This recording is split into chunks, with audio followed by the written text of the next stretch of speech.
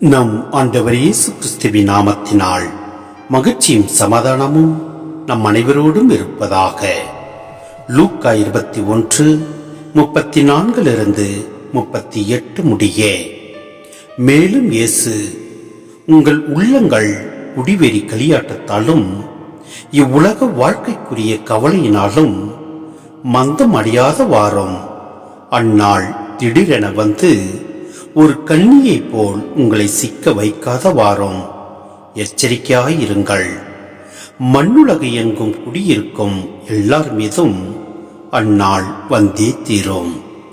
ஆகையால் நிகழப்போகும் அனைத்திலிருந்தும் தப்புவதற்கும் மானிட மகன் முன்னிலையில் நிற்க வல்லவராவதற்கும் எப்பொழுதும் விழிப்பாயிருந்து மன்றாடுங்கள் என்றார். இயேசு பகல் நேரங்களில் கோவிலில் கற்பித்து வந்தார்.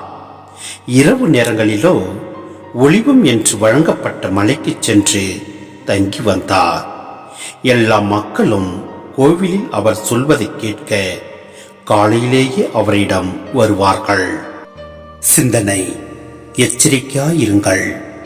எருசலேமில் நெருங்கி வரும் முடிவு பற்றி எடுத்து கூறிய பின் மனித வரலாற்றின் முடிவில் இயேசு நடுவராய் வரவிருக்கும் நாளை பற்றி லூக்கா குறிப்பிடுகிறார். அவர் விடும் எச்சரிக்கை எருசலேமின் அழிவை காண விரும்புபவர்களுக்கு மட்டுமன்று, வரலாற்றில் வாழவிருக்கும் அனைவருக்குமே ஆகும்.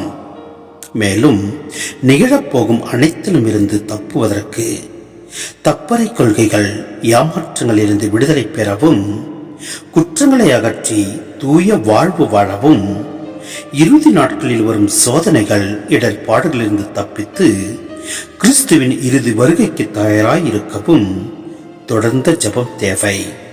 இயேசு கற்பித்த ஜபத்திலும் எங்களை சோதனையில் விழவிடாதேயும் தீமைகளிலிருந்து எங்களை ரட்சித்தரும் என்ற சொற்களில் இதே கருத்து வெளிப்படுதலை நாம் பார்க்க முடிகிறது.